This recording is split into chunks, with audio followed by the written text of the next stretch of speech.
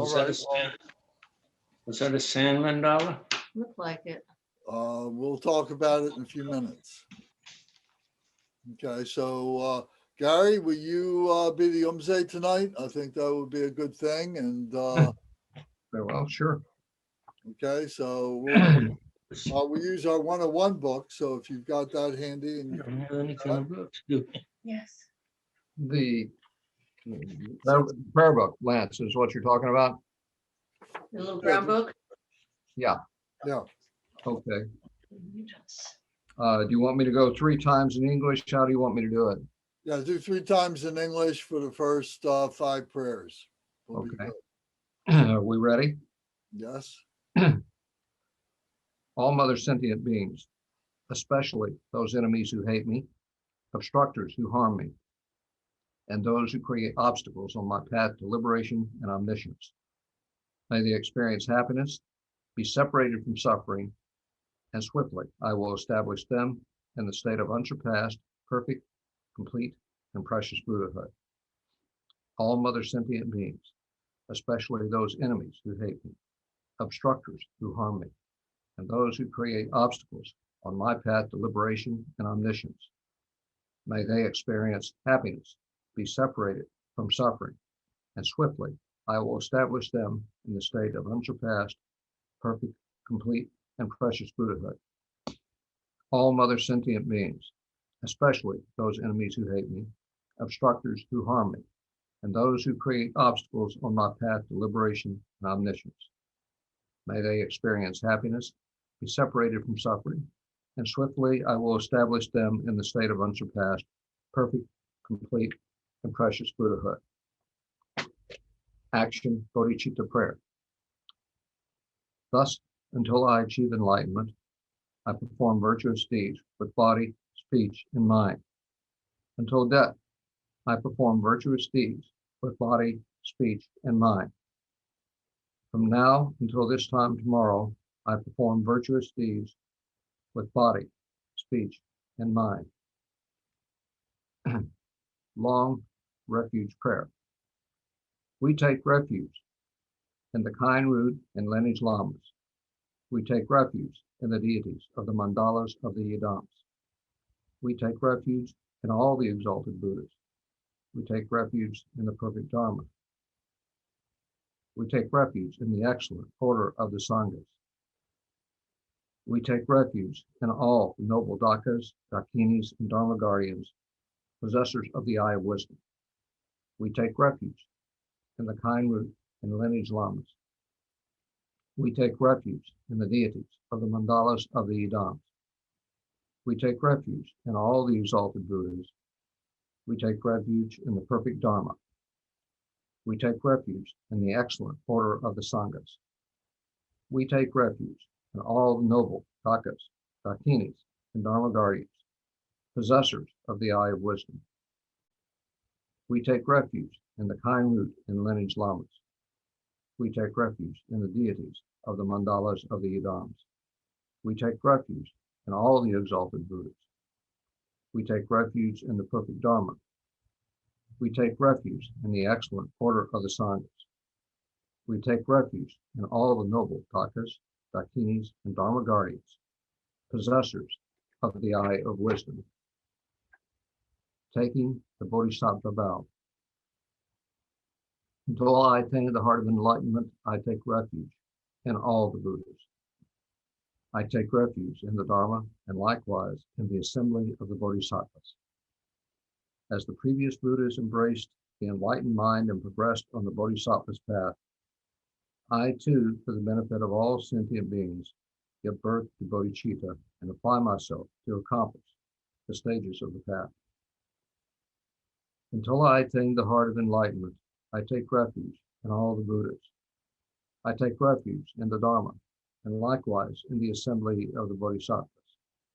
As the previous Buddhas embraced the enlightened mind and progressed on the Bodhisattva's path, I too, for the benefit of all sentient beings, give birth to bodhicitta and apply myself to accomplish the stages of the path. Until I attain the heart of enlightenment, I take refuge in all the Buddhas. I take refuge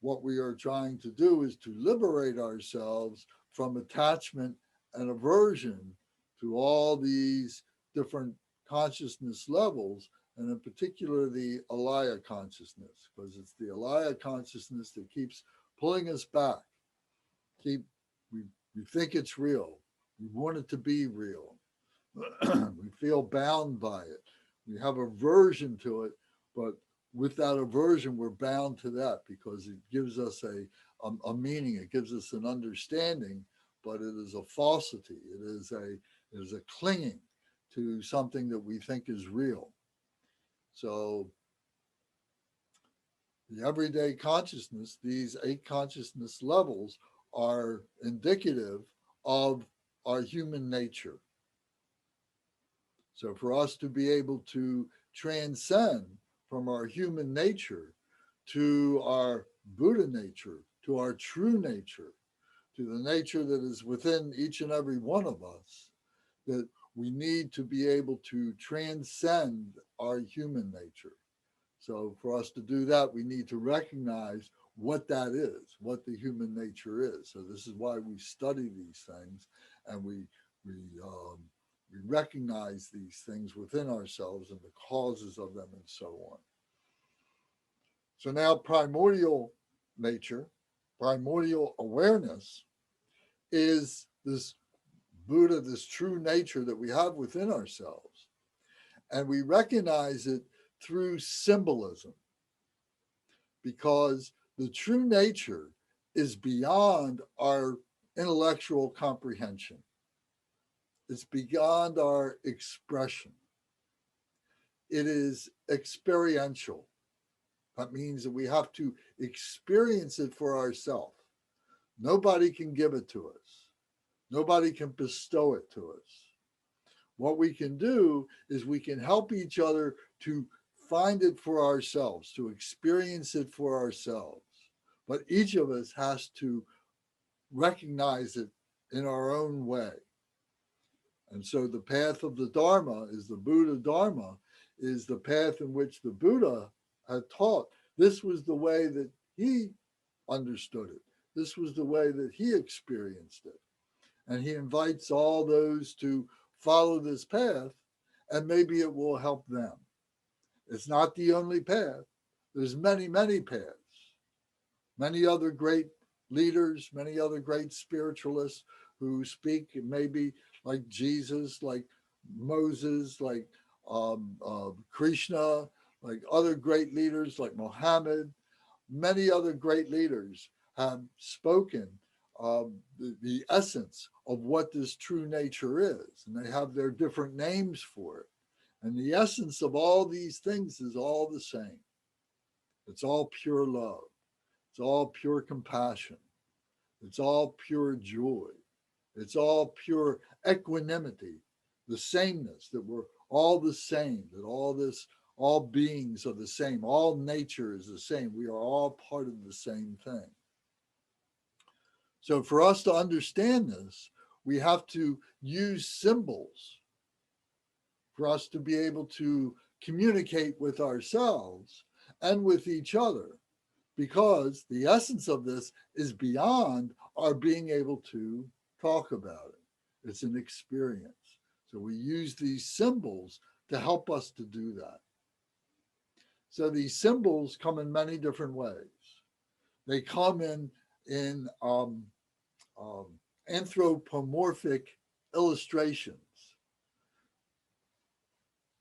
human representations of particular levels or activities, expressions of this true nature.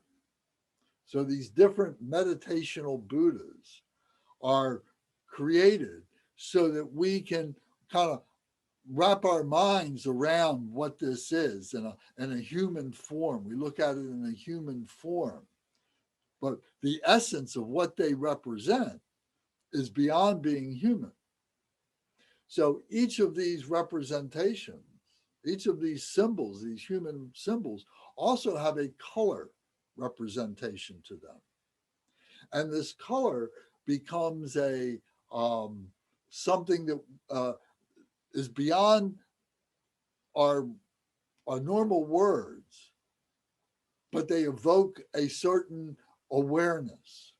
So that when we are in the meditation state, when we go through our process of sitting and contemplating and being able to elevate, to transcend our contemplation, and we enter into what we call the meditation mind, then we go into this mind of symbols. And these colors, you see, help us to be able to recognize where it is we are without having to remember names and remember all the different artifacts and the implements and the different aspects of these human representations, which are very useful. But when we really get subtle, when we really get very rare into this meditation mind, then these colors become the thing that we can recognize. And ultimately, the colors just all kind of come together and become clear. So the colors are based on 5 basic colors. They're based on white, they're based on green, they're based on red, they're based on blue, and they're based on yellow. So we say that the 5 Buddha families have these 5 different colors. And when they are, and what they all come from, what they all lead to is this clear light. So the clear light has no color to it. Each of these colors can be clear, a clear red, a clear blue, a clear green, and so on. But it's the clear light with no color at all that represents this true Buddha nature. So we need to understand these representations and the families that are being represented. So, so symbolically, for us, again, as human beings, to be able to relate to this, we need to be able to look at it in our human terms. So there are males, there are females, there are sons, and there are daughters. So there's families. And being able to understand how this all comes together is an important feature of what we say this meditational experience. So I'm going to put a picture up now. So this picture here, this is a picture of a mandala, and a mandala is another representation, is a symbolic representation of this true nature that we have. So we have to imagine this as a 3-dimensional object. We're looking at it with only 2 dimensions. We're looking at it in terms of width, and we're looking at it in terms of height in a flat surface. But we also have to look at it in a 3-dimensional way. So if you can imagine, like this bell right here, if you look at this bell, here it's 3-dimensional, So what we're doing, if I take this bell and show it to you this way, you only see it maybe in 2 dimensions. So this is what like this mandala is, but it's actually in 3 dimensions. So the aspects of this are the quadrants. So here's the blue. This represents the blue family. Here is the yellow. This represents the yellow family. Here is the red. This represents the red family. And this is green. This represents the green family. And then in the center is the white family. So around this, you see here is a boundary line. We call this the protection circle. This is the protection circle that keeps keeps negativity from coming into this, and if beings come toward this, they will not be repelled from this, more that they will be transformed and be invited to come into the center. So here are the courtyards. So in the courtyards are different beings, different yogis and yoginis who are here in the courtyard. And then as they approach that, here is a gate that comes into the blue family. It's like a doorway. And then here is the yellow family gate. And then here is the red family gate. And then here is the green family gate. And these levels, it may be difficult to see. Let me see if I can expand this a little bit. So here you can see that there are levels here. These are plateaus. They're like steps on this three-dimensional stupa like this. And so, and then in the center here are the pure families. And around here are the bodhisattvas, are the holy enlightened beings who are the sons and the daughters and the dakinis and the dakas, the holy beings, the dharma protectors are all on these levels here. And then the Buddhas themselves are in the very center with their consorts. So the male and females are right in the center here. Does anybody have any questions about this? Let me see, I've got another illustration here. Just like a stupa, Lance. Exactly. And here is a stupa. So here is a stupa. So this is called the Enlightenment Stupa. So if I show it to you like this, let me see if I can get there. Now it maybe looks a little bit more like that illustration that we just saw, that I just showed you. You don't see the third dimension of the depth of it. But here, when I turn it around, now you see the different stages of the stupa. Does that make some sense? Can you understand, follow that? Yes. So here in the center, this here, and there is a Buddha in here. There's a statue of a Buddha here, which represents those 5 Buddha families. Yeah, Lance. Yes. When they were doing the sand mandala, they were showing the fact that that was like a little castle that was sitting there, and which was very interesting because it was viewing down on the top of it, and it gave you exactly like you showed with that stupa that you had there. That's right. And here's another one. And this one is round, where the other one was more square. And this has the 5 Buddha families, the heads, the male of the 5 Buddha families here in this. So this is a metal stupa here. So there's many different forms that are used for this. And what this helps us to do is to remain mindful of what all this is. All these are ritual objects that help us to focus. They themselves don't have any special power. You know, it's just a hunk of metal that has been shaped into an object that tells a story to us. This one here is a wood carving. This is all carved out of a single piece of wood, and it tells a story. You know, by itself, it has no value, but what it represents to us has a great deal of value. So by our being able to use these devices, to use these objects of meditation, it helps us to focus our one-pointed mindfulness into what it is. So we imbue them with their value, with their power, to be able to help us to be able to do that, to be able to transcend our everyday consciousness as a human being, to get to the level that we have within ourselves that has to be experienced, the primordial awareness.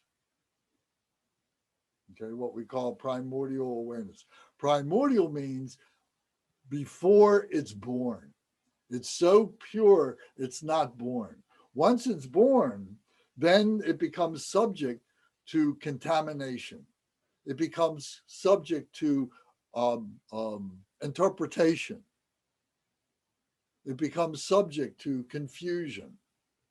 But as it remains unborn, it remains pristine. It remains pure. And we have to elevate ourselves. We have to transcend to that. It permeates everywhere. We have to transcend our consciousness away from the 8 everyday consciousnesses to be able to recognize it, because it's all around us. Primordial awareness is everywhere. The primordial truth is everywhere. However you wish to express it is everywhere. And it's a matter of our being able to, one-pointed mindfully, be able to recognize it. So these meditation Buddhas help us. In our tradition in Buddhism, this is part of the technique that we use to help us to do that. So in the past few weeks, we've talked about the 5 Buddha families. And we talked about, if you look at page number 10 of the outline that you all have, and some of you I know might have it in black and white, and some of you might have a color version of this. But on page 10, we see this sheet that is broken down into the symbols of the family, the Buddha, who is the male Buddha, the enlightened activity that male Buddha represents, the achievement of that Buddha, and the meaning of that. And then if we turn the page, then we see a little bit more detail, page 11, and we're looking at the Buddha again, and we're seeing the colors are a column there that are indicated. And the throne, the type of throne that particular deity is sitting on. I'm going to screen share for a second again. So this is, I did not grab a real clear picture. I'm sorry about this, but here are the 5 Buddha families and each of their thrones. You should have a picture of this at one time or another. I know I sent you all pictures of this. And so on the throne here, on the center is Varanchana, and he will have lions that are supporting his throne. And then blue, here is blue, and this is Ascobia. And Ascobia will have elephants that are supporting his throne. And then over here, this is Ratnasambhava, his yellow, and he will have horses supporting his throne. And then back over on this side is Amitabha, red, and he will have peacocks supporting his throne. And then over here is Amagoga City, and green, and he will have 8, it's called here, Shangshags. They're a human body, or the human head, a human torso and head with a bird body. Survamvika is what they're called, Sursamvika, or what they are called in Sanskrit. So all these things have meanings, and a lot of these meanings are put down for us in this charts that you have in front of you right now. So, and they coincide. I should have, sorry. Then I should go back here and say that now they coincide with this mandala. Okay, so the blue family, yellow family, red family, green family, white family in the center. And they coincide with the stupas that you've also seen, and so on. So if we can go,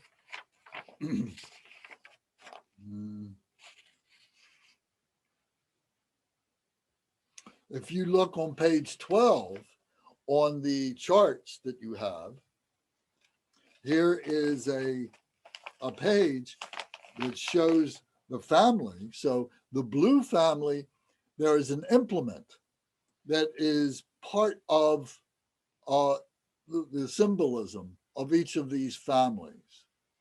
So in the case of the blue family, the implement is a vajra, this dorje, this vajra, that is part of when you get a bell and a dorje. And the vajra comes from the Hindu tradition and represents great power, like thunder power, like lightning power. Very, very, very powerful. And in Buddhism, it represents wisdom, the power of wisdom, and the indestructibility of it. Nobody can destroy lightning. Nobody can destroy thunder.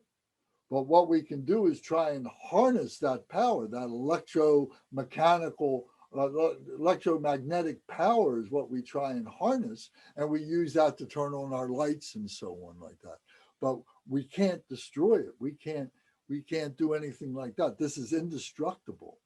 So this represents that. And this is represented by the blue family, this indestructibility. Then the Ratna family is the next family, is the yellow family, and its symbol is a jewel. So here is a diamond. Here is a diamond that comes from the ground, that comes from the earth. And from this diamond, you see, it represents all the riches, all the wealth, all the nutritional things that we need to be able to sustain ourselves and to do things with ourselves from the earth, and represents stability. I should have mentioned that the Vajra, the blue family, represents the element of water. So this represents water. The yellow family, the Ratna, the jewel, represents earth. So we're making associations, symbols with the basic elements that are on this planet, and also with the colors, and with also the activities and with the Buddhas. So these charts all are elaborating on that.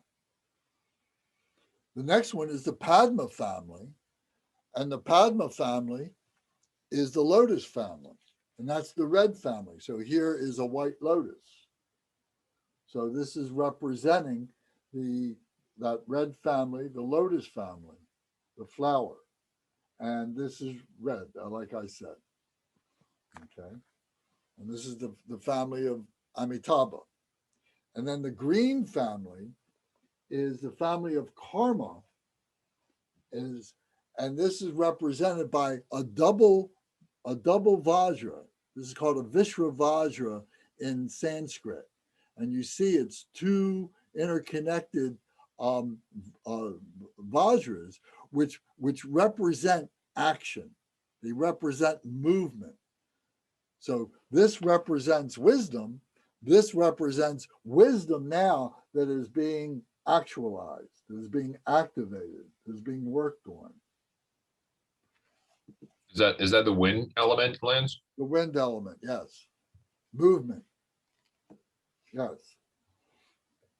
And then the last one is the chakra, which is the white family. And the chakra, what example do I have here of a chakra?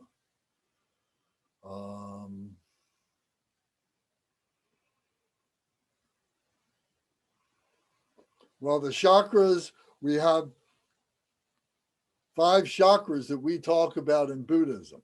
So there's a heart chakra, there's a throat chakra, there's a forehead or a crown chakra, and there is a chakra at our navel, and there is a chakra at our secret place, at our genitals, is the 5th chakra.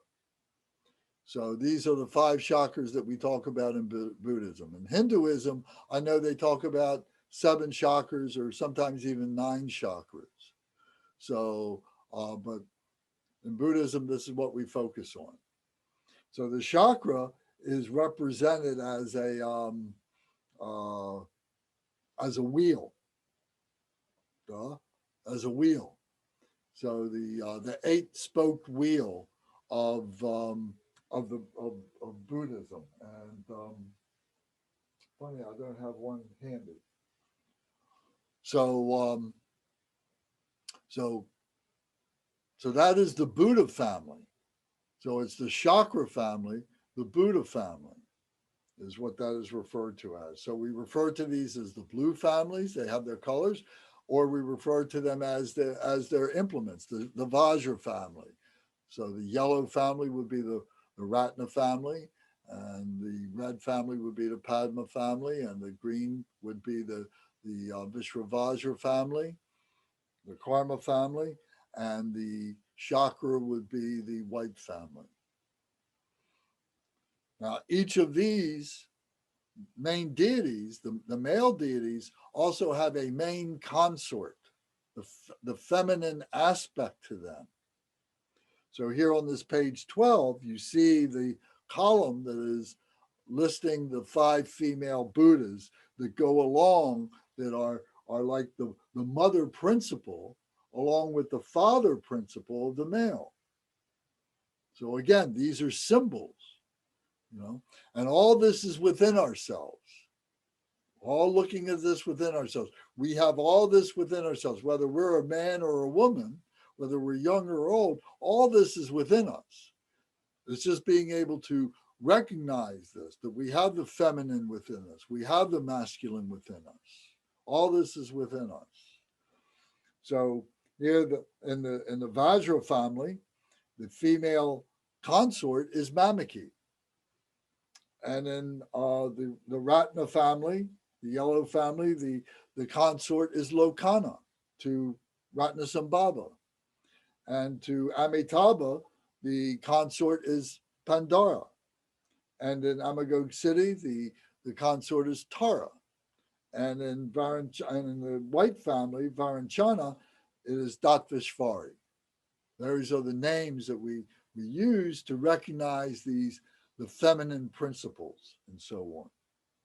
Then the next column over, you see the elements where maybe I didn't mention, when I was talking about the Padma family, that's the element fire.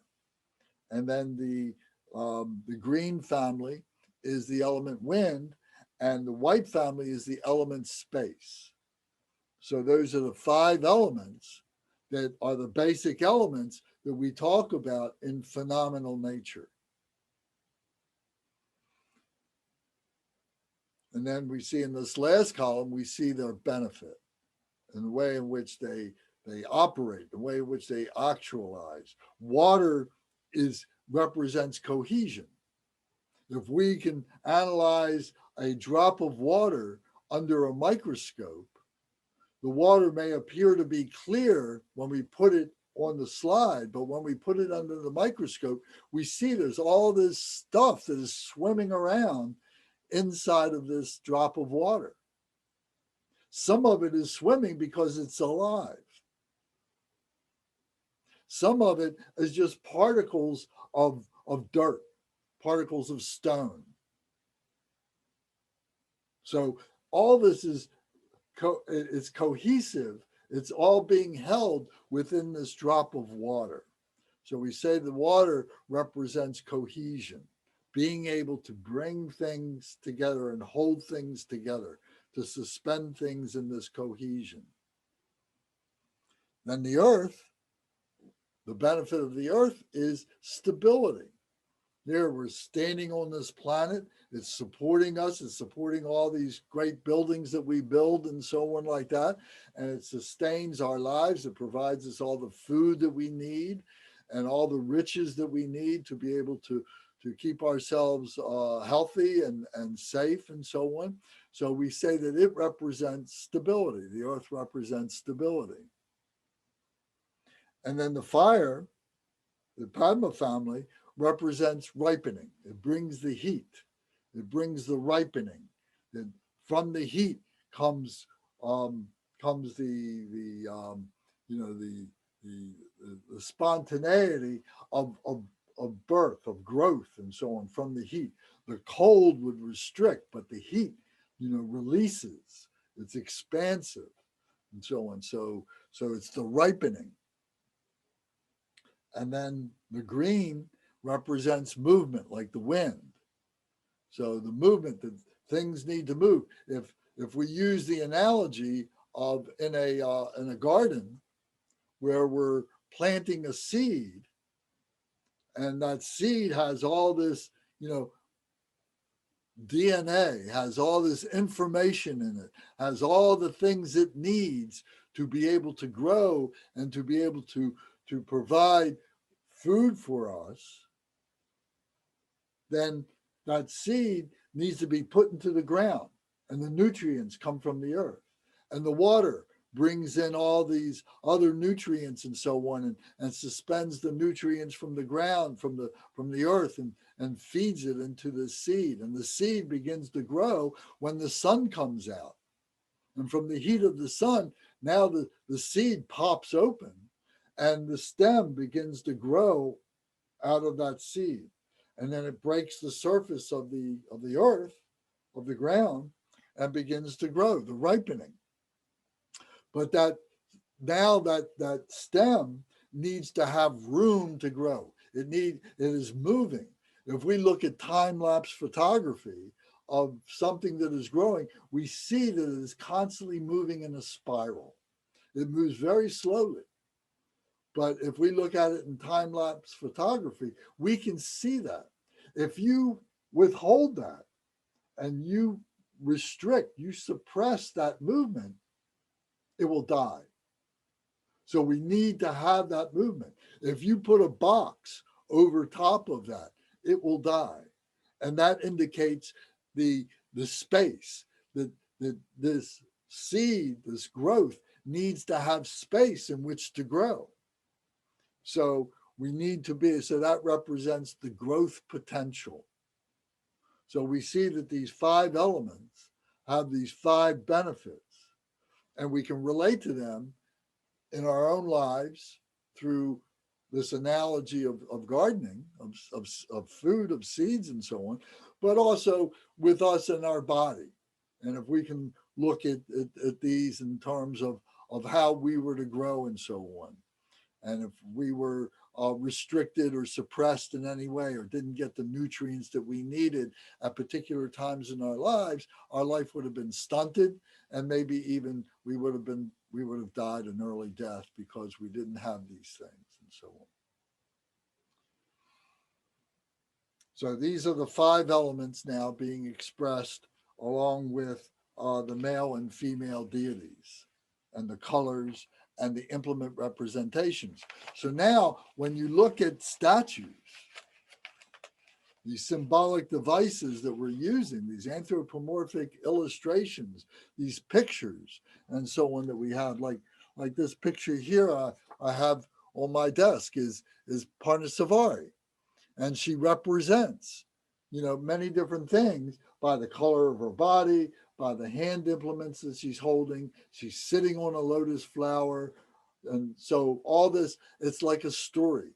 Every one of these illustrations is like a story that tells us the nature of that particular symbolic meditational deity that is within us. It's all within us. It's not out there. It's all within us. So we're realizing what our potential is, what that Buddha potential. These are all Buddhas and Bodhisattvas that are all within us. We can be all of these. We all are these. We have all that potential. It's a matter of, now we have examples of what it is. So right now, these are outer examples just of what their physical appearances are that we have ascribed to them. But they also have these inner qualities of loving kindness, compassion, joy, and equanimity, and their activities and so on that are detailed here in these charts. So we can come back to that. I want to continue the conversation now because this is pretty much where we left off in the weeks before. So now we come to the next part. If we can turn to, turn the page on my book here.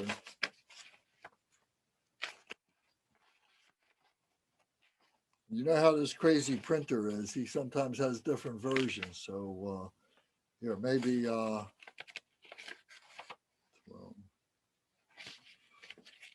do you have a page in your book that says the 8 peaceful male and female bodhisattvas? It probably is the next to the last page in your booklet. Do you have that?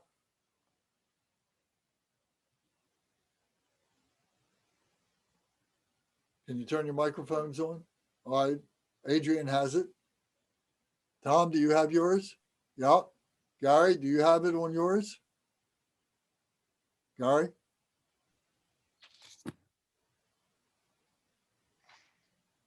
Yeah, I'm looking. It says it's in this booklet, right? That you. Yeah. It's I think the next to the last page. It says the 8 peaceful male and female bodhisattvas. It's on page 15 in our book, Lance. Okay, so you have it? Yeah. And Curtis, do you have it? Okay, good. So everybody's got it. Good. Okay. So now we've been talking about the father aspect and the mother aspect. The father aspect represents skillful means. The mother aspect represents wisdom. So in our everyday lives, for the most part, we can say that the mother represents the home. She bears the children. She raises the children. She teaches the children all the things that the children need to learn to be able to grow up and become useful human beings for themselves and then for their families and for the rest of society and so on. So she represents this wisdom of being able to do that. The male aspect represents being able to actualize that wisdom through skillful means, through method, to go out of the home, to go out into society, to be able to contribute to society, to bring back what is necessary to be able to sustain the home and the family. So the male principle represents that activity of skillful means, of method. Okay. We can also look at it in terms of wisdom and compassion. The mother, again, is the loving kindness, the wisdom aspect. And the father is the compassion aspect, who is now taking that wisdom and going out and using that wisdom out of compassion to help other beings and to help his own family. By going out and helping other beings, sometimes they're being repaid in some manner to be able to bring back that is going to help their family. But meanwhile, they're helping other beings. So we see that there is this, the lines are intermingled with each other. And of course, in terms of bodhicitta, there is joy in this. The mother has joy and the father has joy. And there is a sense of sameness. There is awareness of sameness, that they are together. They are one. They are one family. There is that concept of oneness that is being implied here. So there's sameness, and they recognize that what is within their oneness is the same as all the other beings that are in the rest of society. They see everybody is the same, and we have to interconnect with everybody to have a successful society, because we can't live by ourselves. We have to have help from others. We can't manufacture everything that we need.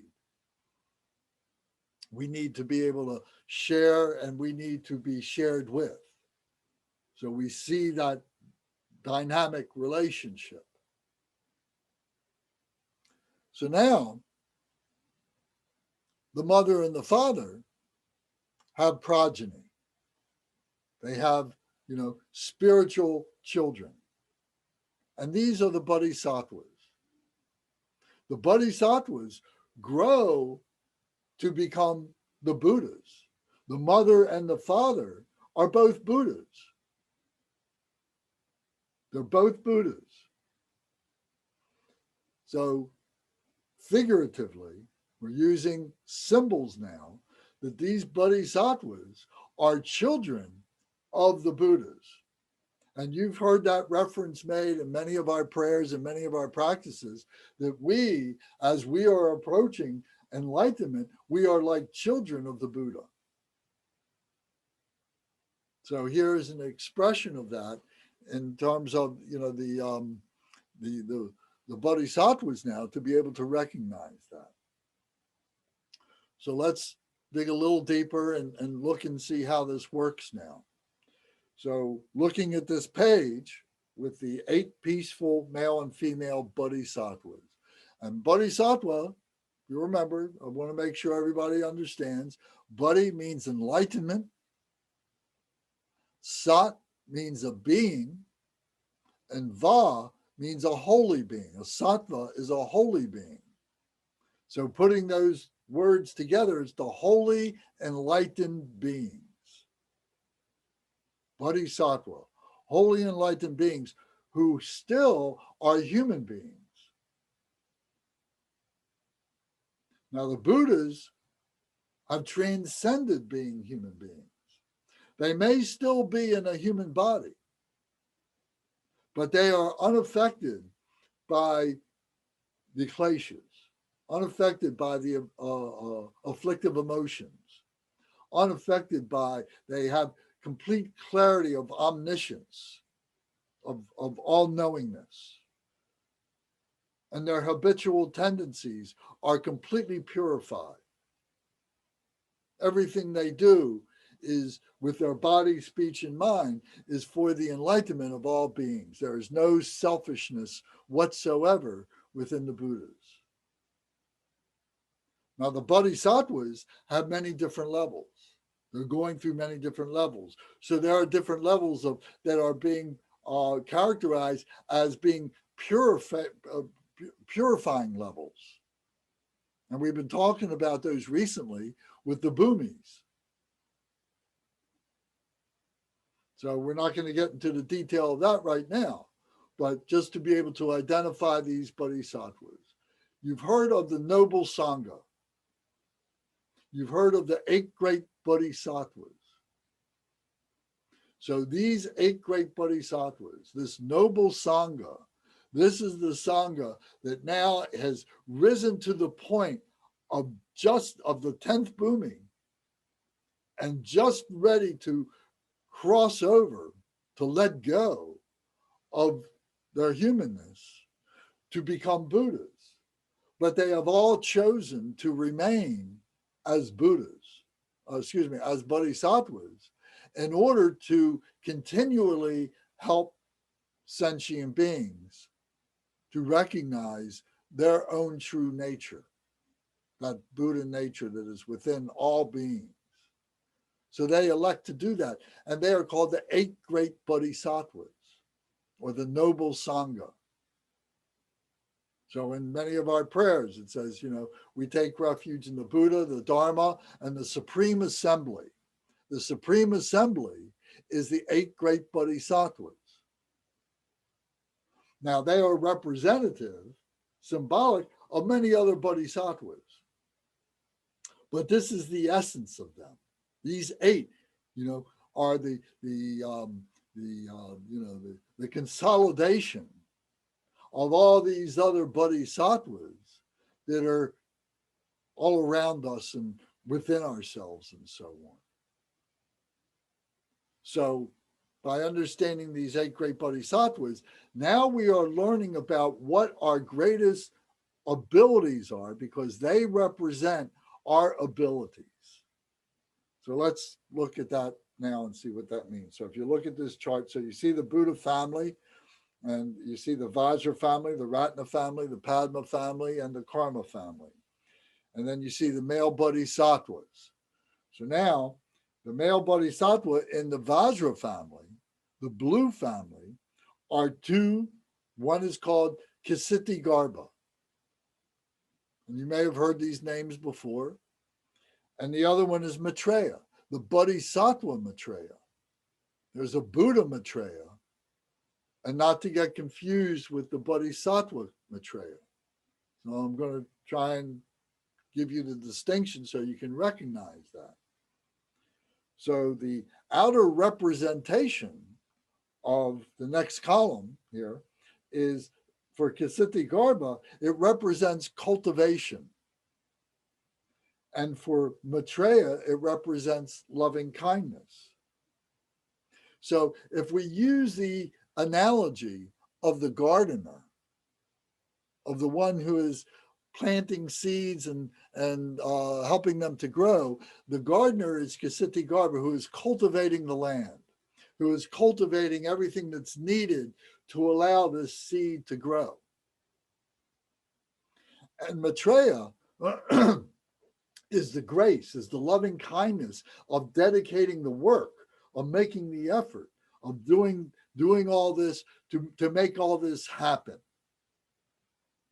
And there's a great deal of devotion that is tied up in Maitreya, but it's the wisdom, it's the knowledge of the everyday wisdom, of the phenomenal wisdom, that this is how this gardening process works. This is Maitreya.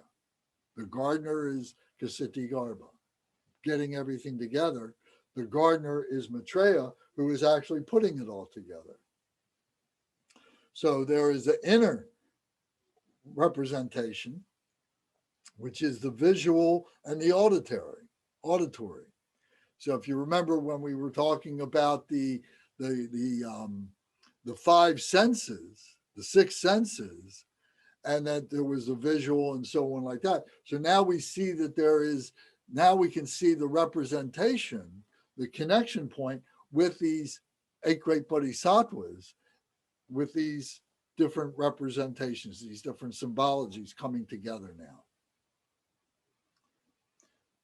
So now these brothers, these spiritual sons, have spiritual sisters.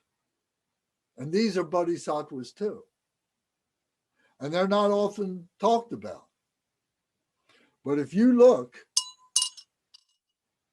on your bell, if you have a bell, and you look around the shoulder of the bell, this part right here, there are 8 syllables there. And those syllables are the syllables that represent those 8 female deities, those 8 female bodhisattvas.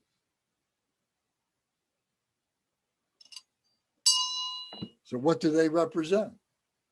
So Lasya, the female deity, the sister to Kasiti Garbha, the outer representation is beauty. That she has this great beauty, Lasa, great beauty. And that Pushpa, the next one, represents flowers. So this is, the beauty of the flowers. One is the beauty of just the nature of things, of being able to do this gardening, and the flowers now, the aroma and all the visual aspect, all this all coming together and so on. So Lasa and Pushpa, beauty and flowers. And the inner representations, it says the eight objects of consciousness means sight, and the past is Pushpa. So we'll have to come back to that. It gets a little bit more abstract. So we're not going to dwell on that right now. We'll come back to it when we have a little bit more information to be able to understand that abstraction. Lance, I'm curious, if there are 5 Buddha families, why aren't there 10 bodhisattvas? You're always jumping ahead.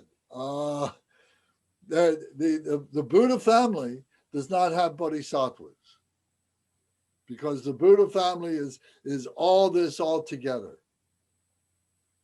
So beyond that explanation, I don't have another explanation for you. I'm not that much of a scholar. So that's a question for the Lama. Okay, I got one on staff here. I'll work him over. Okay. All right. So now we go to the Ratna family, the yellow family. And the two male bodhisattvas are Samantabhadra and Akasagarbha. Now, Samantabhadra, there is a Buddha named Samantabhadra, the primordial Buddha Samantabhadra, but there is also a bodhisattva named Samantabhadra. So in Tibetan, they differentiate the names. In Tibetan, the Samantabhadra, the name is Kuntu Zangpo. So when you say Kuntu Zangpo, it could mean either the Buddha or it could mean the Bodhisattva. But usually in the Tibetan, it's associated with Yangzam Kuntu Zangpo, which means of the mind. So the Tibetan language is very contextual. You know, what one word means, it can mean several different things, and it's based on the other words in the sentence that gives context to what that word means. So it's part of the language. That's one reason why Tibetan is a difficult language. So anyway, so Samantabhadra now, the Bodhisattva, represents devotion, pure devotion. Many aspects to that, but basically it is devotion. And if you look at the prayers where the Bodhisattva Samantabhadra is being mentioned, it's always being mentioned in terms of the prayers and the dedication to practice and so on. This is Samantabhadra, being dedicated, being devoted to the Dharma, being dedicated, devoted to the Lama and to the teachings and to each other and so on. So it represents this devotion.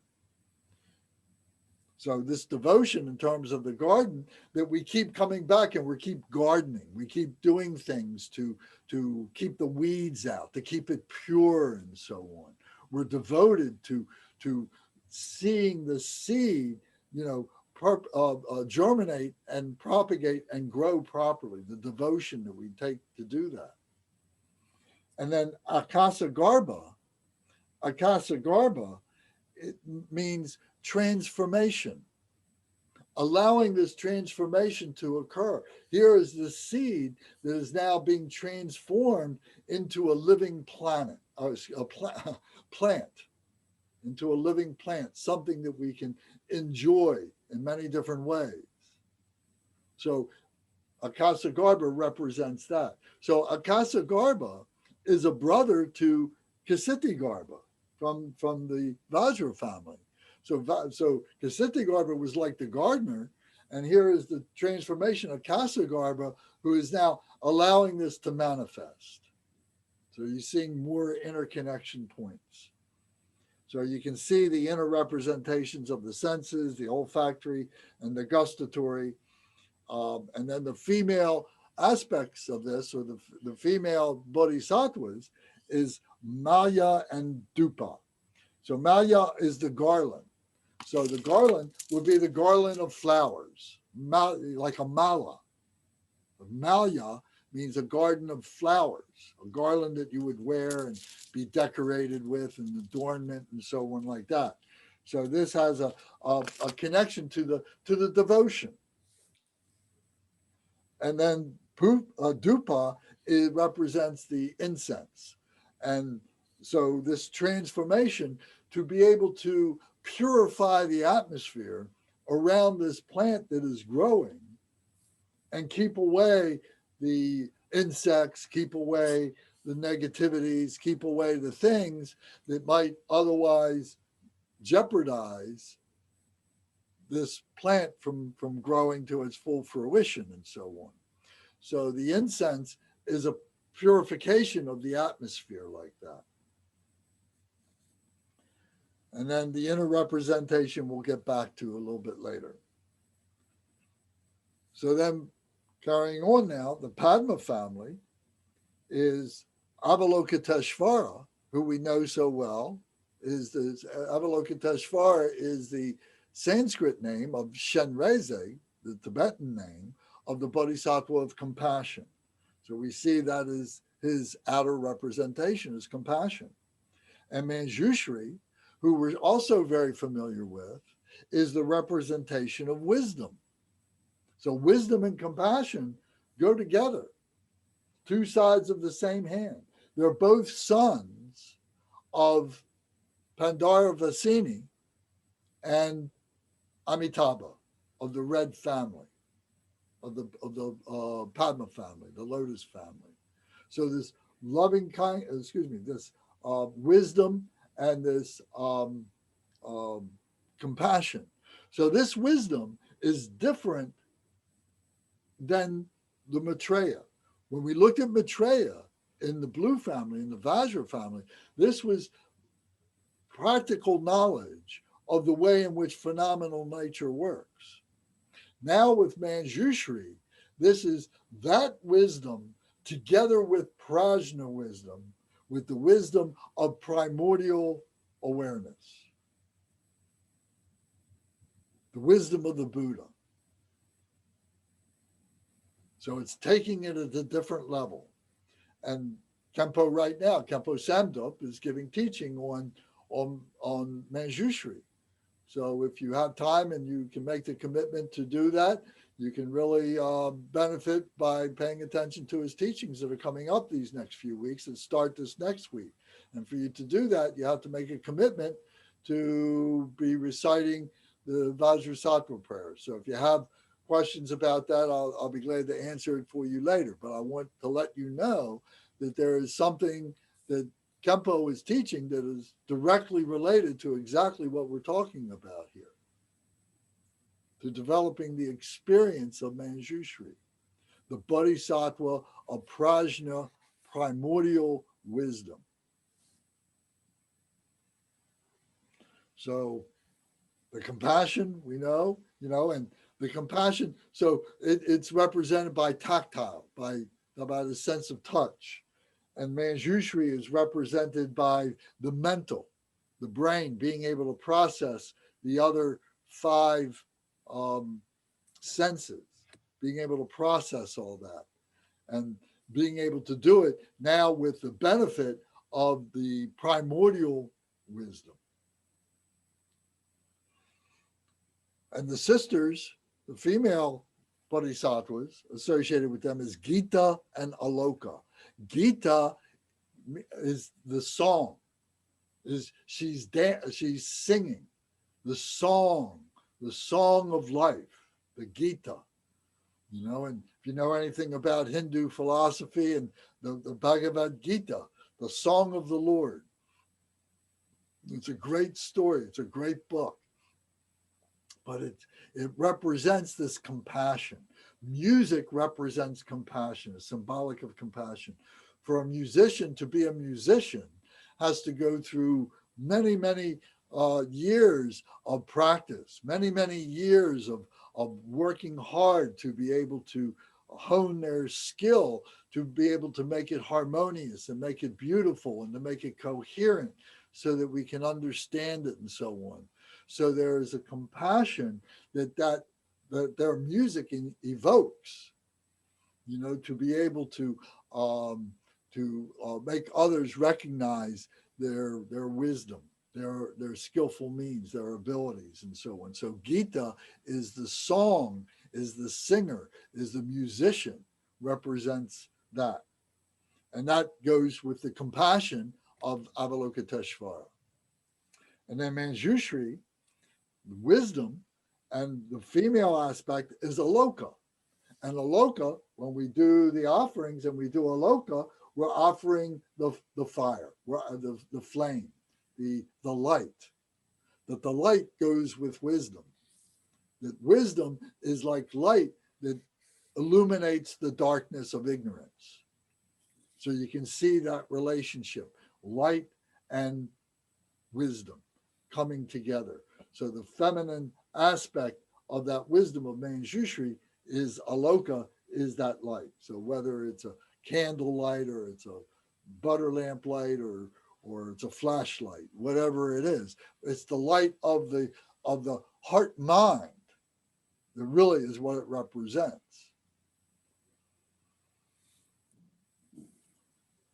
So then now going to the next family is the karma family, the green family. And here we have Vajrapani.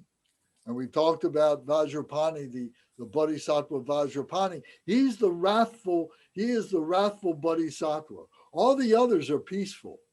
In this family here, and these 8 great Bodhisattvas, they're all peaceful except Vajrapani, who is wrathful. And wrathful in terms of being fierce, representing the power of the Dharma, of the teachings, of the practices, the power of that, the transformative power of being able to transform ourselves to first from an ordinary being to now become a bodhisattva to ultimately become a Buddha. This power that needs to be harnessed and represents that power. So, and he represents the defiled mind, which is the klesha mind. When we talk about the 8 minds, and we talked about the klesha mind was the mind of the I, me mind, the karma mind, the klesha mind. And then Sarvanavarana Vishkabin. Sarvanavarana Vishkabin is his brother in the karma family, and he represents purification. Purification, the power of purification, being able to see that what we are going through, all these things, remember, all these cultivation, loving kindness, devotion, transformation, compassion, wisdom, power, is allowing ourselves to purify ourselves to be able to become a bodhisattva from being an ordinary human being to now becoming a bodhisattva and then purifying further to become a Buddha. So Sarvanavarana Vishkabin represents that purification. And he represents the all-base mind, which is the alaya consciousness, that 8th consciousness that we talked about the very first time that we were talking about the subject. So the all-base mind, the all ground, the mind of all, the ground of all mind, the alaya consciousness.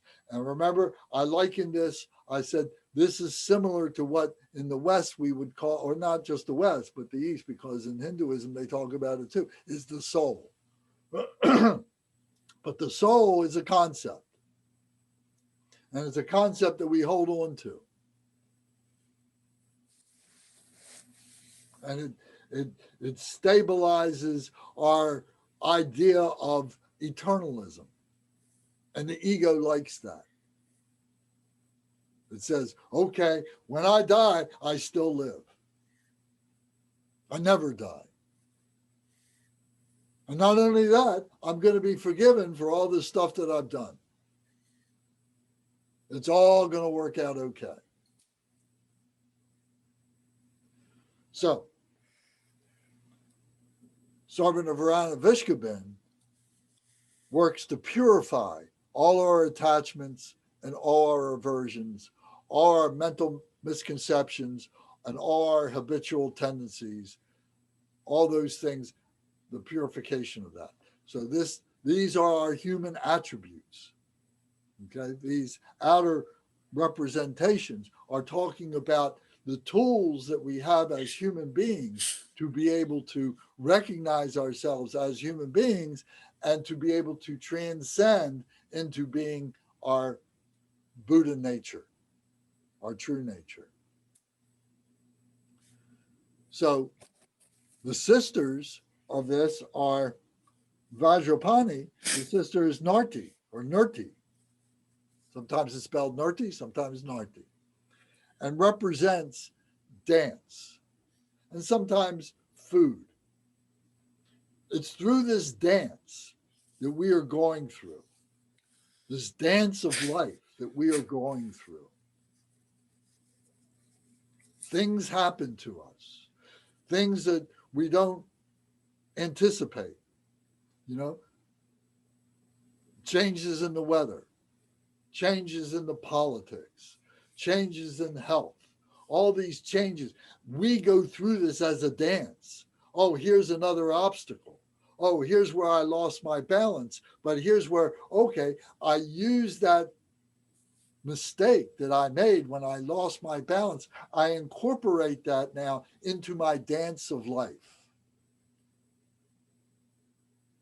And not only do I become a better dancer, but I become a better teacher because I can see that in others' lives and I can help others in their lives like that. So in this way, it's nurturing, like food. Food sometimes is used as a synonym for this because this is nurturing us to be able to continue to grow in our advancement of being a spiritual human being.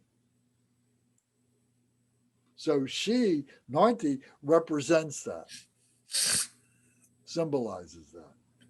Is she wrathful? No. And then Ganta, now Ganda is perfume.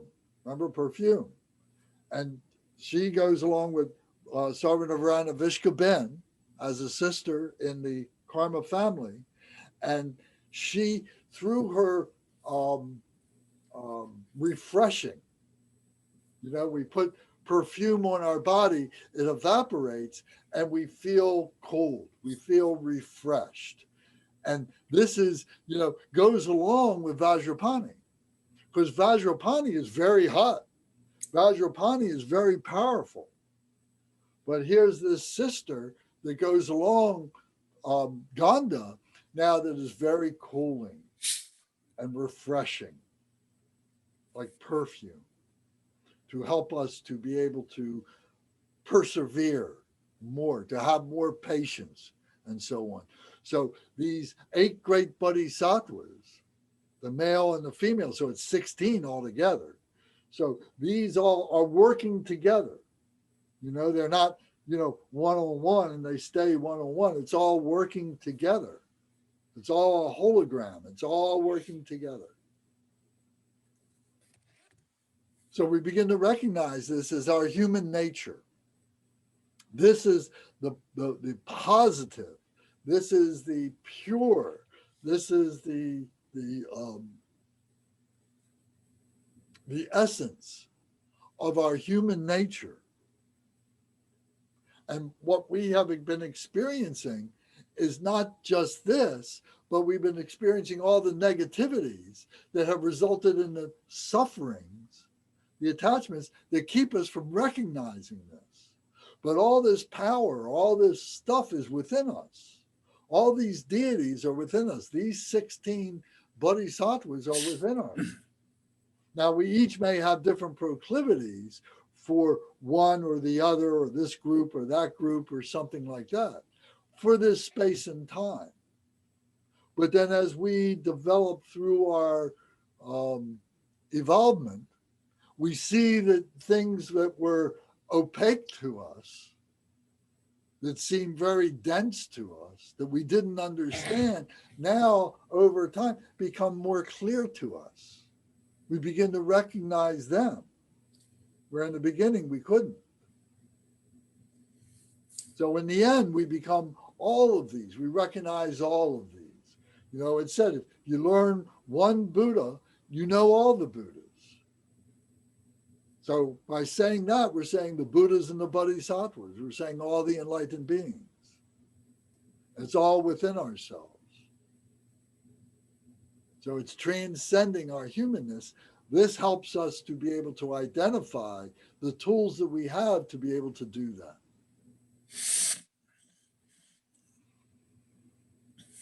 So, anybody got questions now? Comments?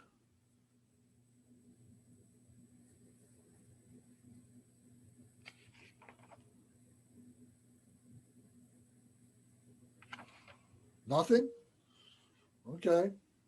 Well, then you need to think about it. You need to meditate on it. You need to contemplate this. You need to do some research. You know, these things don't come to us, you know, just from hearing it once. You know, we've spent years studying this stuff. Not just studying it, but contemplating this stuff and seeing how all these pieces fit together. So this is what it is to be a practitioner.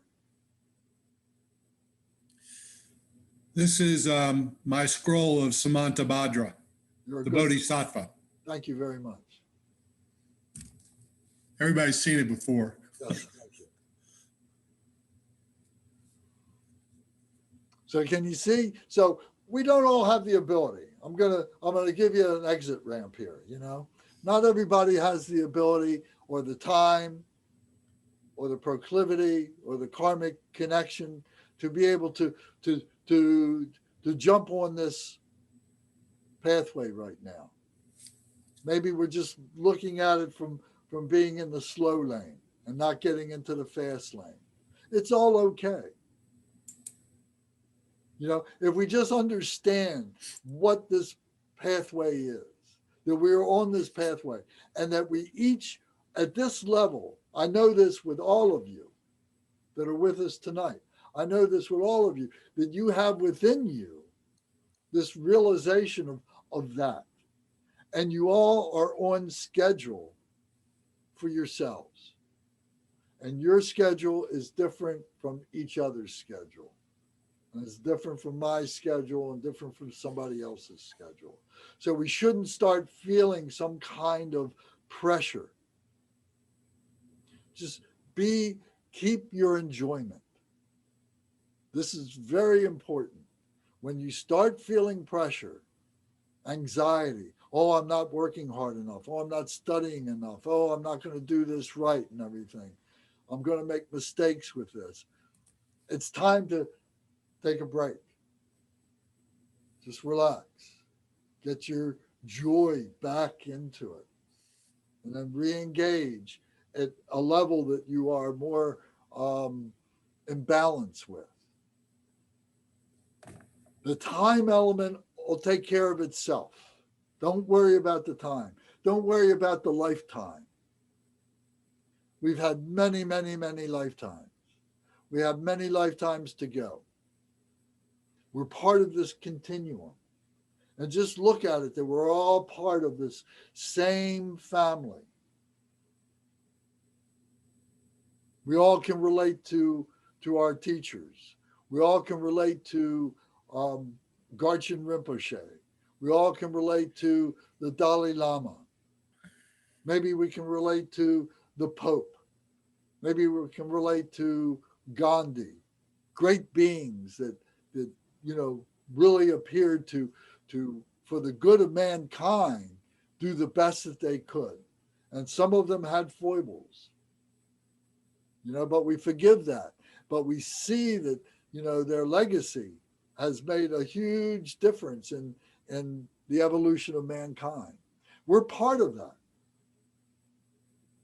And we want to continue that. We want to harmonize with that. Along with that are these undercurrents that want to pull us down, that want to create disharmony. And we have to be ever vigilant of that and make the choice to remain in the higher realms and not allow ourselves to be pulled into the lower realms of suffering, not to be pulled back into samsara. So, Lance, talking about these bodhisattvas, you know, growing up in Asia, there's a little more emphasis on these bodhisattvas than actually Sakamuni. Sakamuni is more in the temple environment, But these bodhisattvas are for everyday life. Whatever you're going through, whatever hardships you're going through, whatever you're dealing with every day, especially Avalokiteshvara, it's in Chinese culture, Vietnamese culture, Japanese culture, Korean culture. That's a bodhisattva that they just, there's a saying, if you have a time to breathe and not speak to anyone, you should be chanting Avalokiteshvara. It's constantly chanting Avalokiteshvara, and all those other words, in other cultures, it's Quantum Bosal, that's in Chinese, and I forgot what it is in Vietnamese, but they're constantly chanting this because it brings peace, inner peace, brings focus, brings one pointed mind, and of all, it brings merit, and the same with Manjushri. Samatamhadra is big one too as well. Mostly, if you a lot of those temples you see it's always you see Samatamhadra, Avalokiteshvara, and Manjushri, those three, and then you see Kasiti Garbha taking care of basically the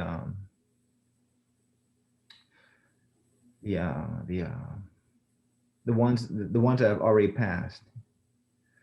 So you usually when you go into a temple, you see these in different places, and yes, there's a lot of emphasis on Sakyamuni Buddha, but these bodhisattvas are just as big, or not a bigger part of everyday life, and it's amazing how much peace it brings to people, especially, we're talking hundreds, thousands of years ago. There was a lot of literal people. I mean, they couldn't read, they couldn't write. So, the monks would make it very easy for them, just recite these bodhisattvas, By doing so, you will bring great, great peace within you and merits. That's what they did, They always walked around with a mala. And anytime you see them just sitting around or doing, nothing, just they're constantly turning their malas and chanting the bodhisattvas, So it's very, very profound teaching tonight. Thank you.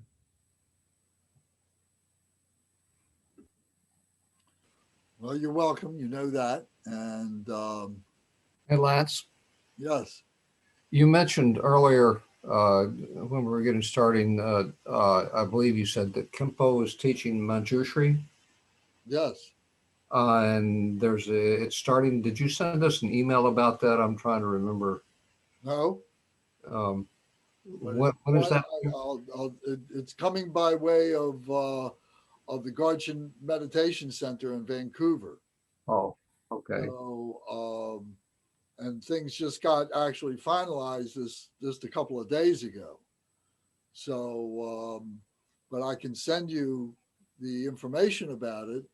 Okay. To it, and like I said, it's a commitment practice. So it's very important, and it's great to meet the commitment, but it's a closed thing. And Kempo has said it that if you're going to join, you need to begin to fulfill the commitment, and you need to commit that you're going to attend all the teachings. So it's going to be Saturdays and Sundays, 11 o'clock to 1 o'clock. It's going to start this weekend, and it's going to go on for maybe the next 3 or 4 weekends. And there's a text that goes along with it. And so if you want more information about it, I'll talk with you later. If people want to hear about it now, I'll talk about it. But I want to give everybody else a chance to talk. Are you interested in it? That's starting next weekend, right? It starts this next weekend. So is there printed material that goes with it, or is it? Yeah. As a matter of fact, tomorrow, if 12 o'clock or 11 o'clock tomorrow, if you tune in with Kempo tomorrow, he's doing some of the fundamentals to be able to talk about, to get to that actual teaching. So there would be a benefit for you to join tomorrow to see the format and how it feels for you and so on. Lance, have folks, I was there today, of course, have folks missed the long transmission though? He'll repeat it.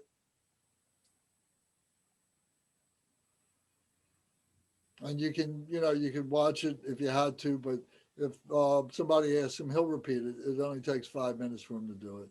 It's no problem. He'll do it again. Hey, Gary, if you want, you can watch it on Garchin Meditation Vancouver. If you go on YouTube. This is not going to be recorded. Oh, no, I'm talking like when he first started with the body. I mean the body, speech, and mind of Manjushri when he first. You can go back to the past number of weeks. Yes. Watch that, and then what's coming up next week is something a little more detailed and. But yeah, you can definitely watch it. I'm not trying to talk you out of it. I'm only trying to emphasize the commitment and the benefit for doing this. That's what I'm trying to emphasize. And this is what I think everybody is ready for. Everybody in our group, I'm taking you as far as I can go, we're looking at things from an outer point of view, and we're knocking on the door of some of the inner stuff. But to get to the next level really requires your commitment to a higher commitment, a higher endeavor. Lance, I have a question for you. Yes. I was there today, but I just wanted to see if I got it right. Besides attendance, the commitment is to do 10,000 of the short Vajrasattva mantra. That's right. Correct? That's right. Okay. So it won't take long. Om Benza Sato Home, Om Benza Sato Home, Om Benza Sato Home, Om Benza Sato Home, Om Benza Sato Home, Om Benza Sato Home. Takes no time, and the more you get into it, the more it flows. It sounds like a lot, but it gives you great confidence in being able to do this. It doesn't get any shorter than this. This is the easiest of them accumulation practices to do. Is it 10,000 or 100,000? 10,000. 10,000. You can do 100,000, but Kempo has made it that the entrance is 10,000. Kempa, Lance, Om Vajra Sattva Hum or Om Vajra Sattva Hum, either way. You could, but it's on benzo is the contraction of Vajra Sat of benzo sattva. Benzo is the contraction of both of those together.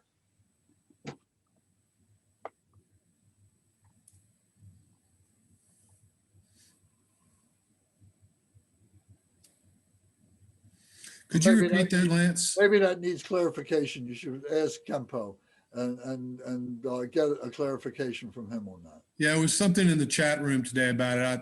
Anyway, it's not yet clear, perhaps. It is a contraction of actually the 100-syllable mantra. But can it be pronounced both ways? Yeah, he said that today, but ask him tomorrow.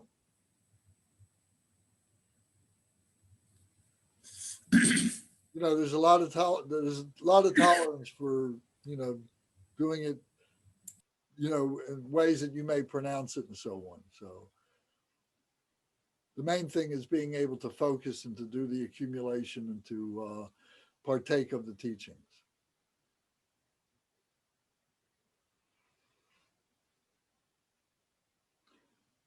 So in terms of the 8 great peaceful and female bodhisattvas, how does this land on you? What does this say to you?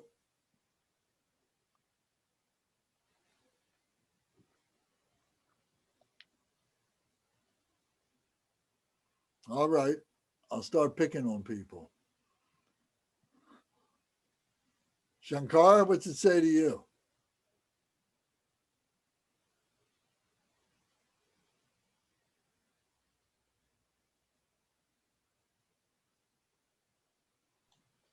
Could you repeat that, please? I want to know how this landed on you. What do you think of the 8 great bodhisattvas and the 8 great female bodhisattvas? Have you heard this before? Well, yeah, I know that that there's that the male and the female that they have consorts, what they call consorts, or I think that's what they said. And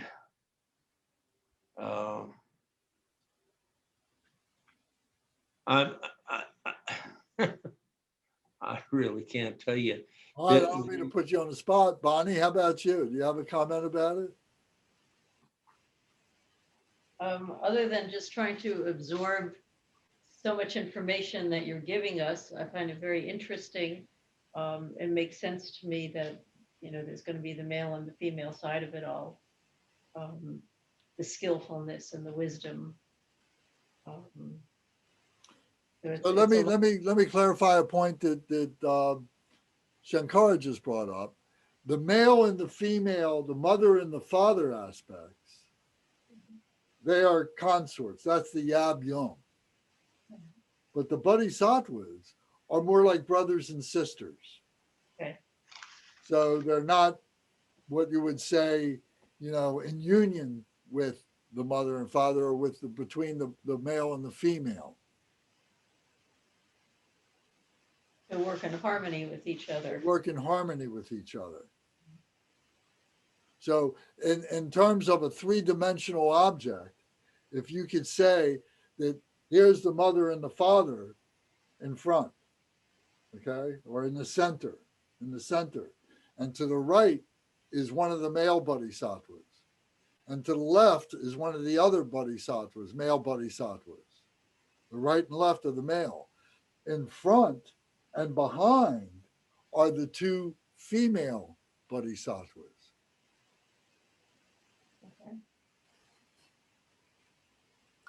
This speaks to me of the complexity of the path to enlightenment, that there is just, multidimensional is probably not the right term, but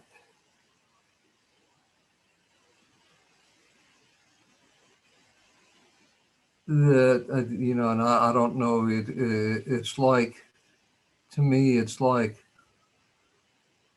different types of fields of energy, not emotion, but power. It's and I keep searching for the words that can redefine what I'm reading here and what I'm hearing. So, you know, the path is it's not just serenity, it's more of a journey. And these are the footsteps on the journey.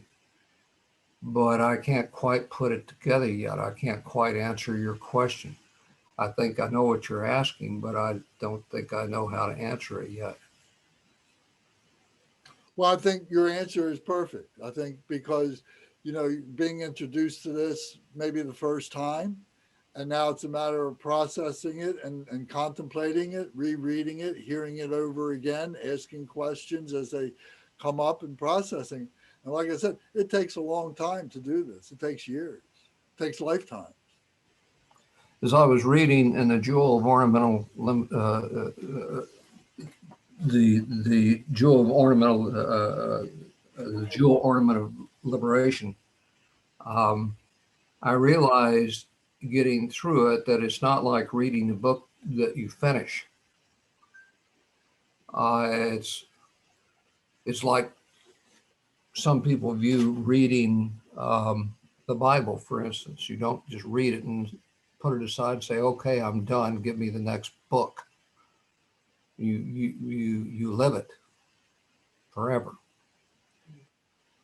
And so the more I get into this, the fewer answers I really have. Questions were a lot easier for me to answer in the beginning. They're much more difficult now. Is that a good thing? It's a thing. It's my thing. Do you find it to be disheartening? Are you No, no. discouragement? No, I would have found it to be disheartening much earlier in my life, when life was, I spent most of my life, like I think a lot of people have, especially in this society, viewing life as a checklist. That there's a great importance to being done. I don't feel that importance anymore. I understand that I won't be done, that it stretches into infinity. And whatever these things mean to me tonight will mean something different to me a year from now, God willing, if I'm alive, and I expect to be. But you know, the light will be different. So I never expect to be finished. Okay, that's very good. Thank you. Curtis, how about you? I like the way the Tibetan Buddhism organizes things. It appeals to my mind, the way I like thinking like this. Um,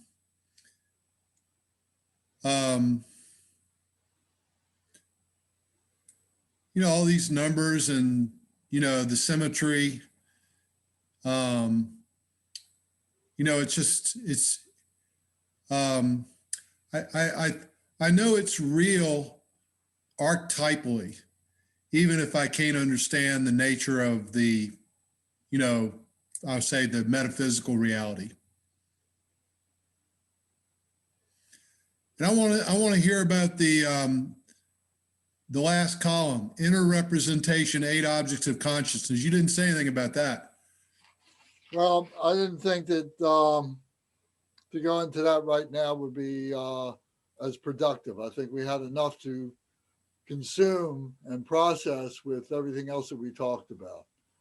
But just generally speaking, that there are these objects of our consciousness. So we have to think about our consciousness and then what it is that are the objects of that consciousness. So that's what's being represented there. So we have to get, pretty abstract. We have to get pretty objective. We have to get kind of outside of ourselves to be able to recognize that. So just me going through and parrot, just saying what these things are, isn't going to mean as much as everybody's individual contemplation of that and putting these pieces of the puzzle together themselves.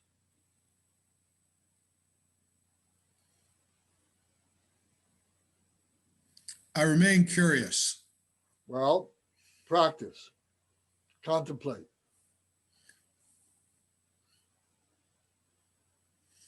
That's the solution.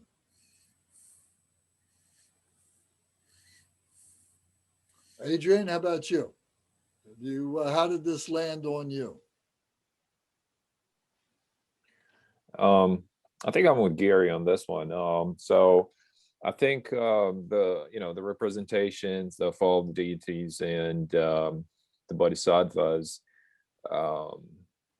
it depicts just a better picture for me of the whole practice representation in terms of like iconography and going into different practices.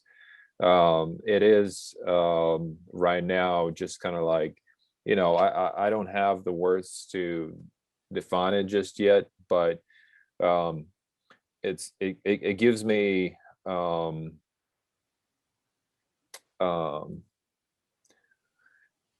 better organization. I better organize my shop. I put the tools, like I organize my tools right now. I know where they are. I can reach in, kind of like know which one is for what and what kind of meaning it brings to me. So that's, I guess, the the best way I can describe this. I guess before I started all this, it was a whole big confusion, hearing all these names and the Buddha families and what they mean and different contexts, and of course it's very confusing, but this helps with that, the description, the putting them into categories, and that's what it helped me with. How about seeing their activities, what they represent? Right. Well, that goes into practice each one of them and getting to that level. So knowing what the tool does. Right. Not just having the tool, but knowing how to use it. Yeah. So from the very beginning, we talked about that the beauty of the Buddha Dharma is it is a repeatable system. It is a system to be able to organize our mind, to be able to open up our heart mind, to see our true nature, to organize this mind, to be able to see this mind. Right. Well, very good. Thank you. Tom, how about you? Did you have anything that you wanted to add?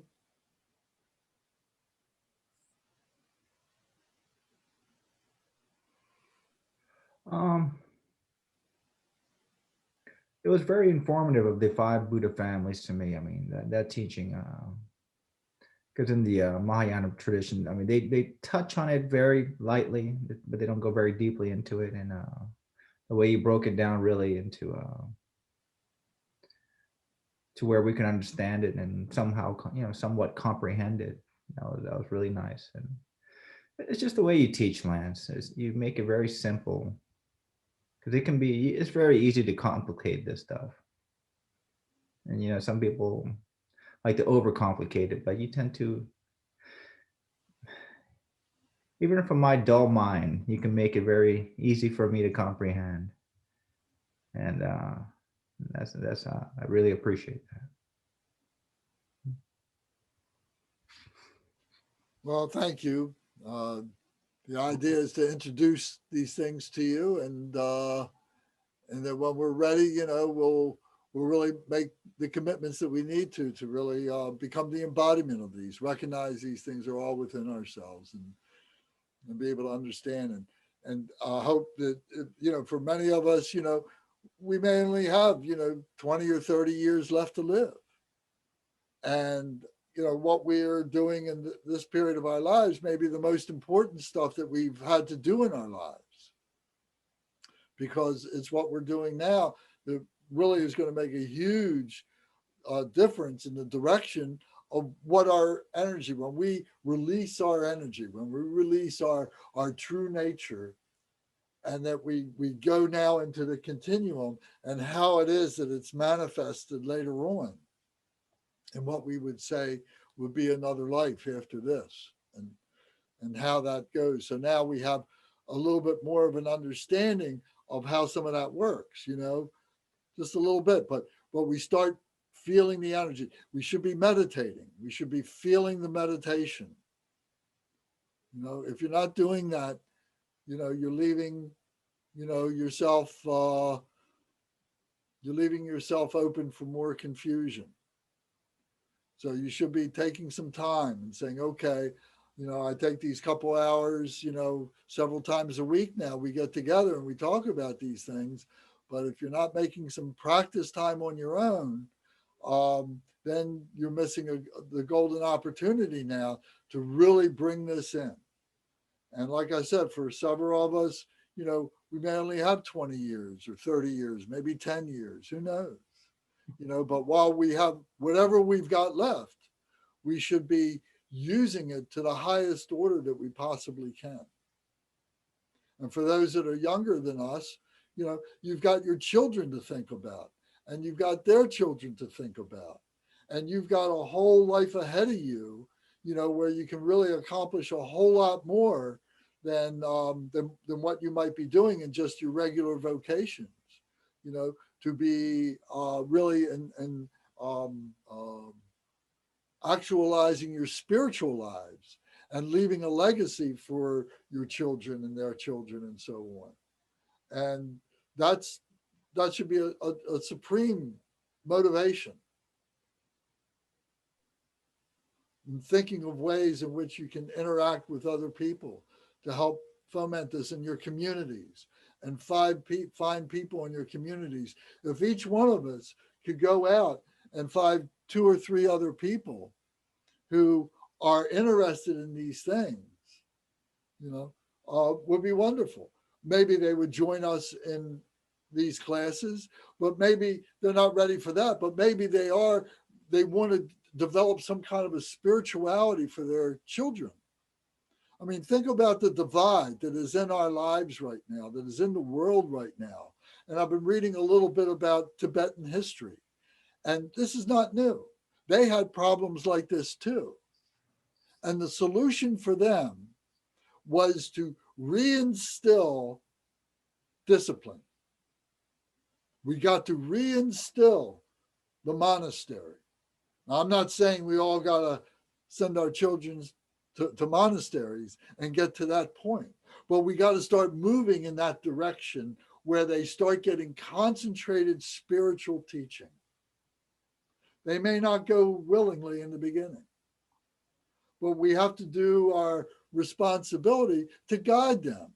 Just as the same, we don't want them to go touch the stove and burn their hands. Spiritually, we want to guide them into something that is going to be able to bring this divide that we are experiencing in this nation and in the world together. And the hope is in the children. And I hope you recognize that. It's going to take a while until everybody's going to realize that the essence of all the traditions are actually the same, because everybody wants to teach their children their own way, without actually knowing that, it doesn't matter if you pray to Jesus Christ or if you do a meditation, Buddha, medicine Buddha, or whatever other practice, the essence is basically the same. But I agree that you're absolutely right. This has to get into the mainstream, basically, sooner or later. I do have a question, Lance. Looking at the whole system, the way that, kind of like working through it, when we do our practice, let's just say that, for the sake of comparison, comparing this to a workout program, right? What is the Tibetan tradition? Where do you start, with the practices? I know that they kind of like don't go through this like through a curriculum, but what is their approach with this? Well, they do have a curriculum, and as children, if they go into the monasteries as children or as teenagers, and they're learning, the different protocols of being in a monastery, of how things work practically from a practical aspect. You're learning to develop the discipline of memorizing the prayers and doing practices, but you may not be really being taught about the practices yet. The definitive meaning, you're not receiving the empowerments. It's not until after you do the nundro that you go into the nundro. That's where things really get concentrated. That's the big commitment. Are you just going to be an everyday monk who is going to be, chopping wood and carrying water? Did we just freeze? Yeah, I still hear you.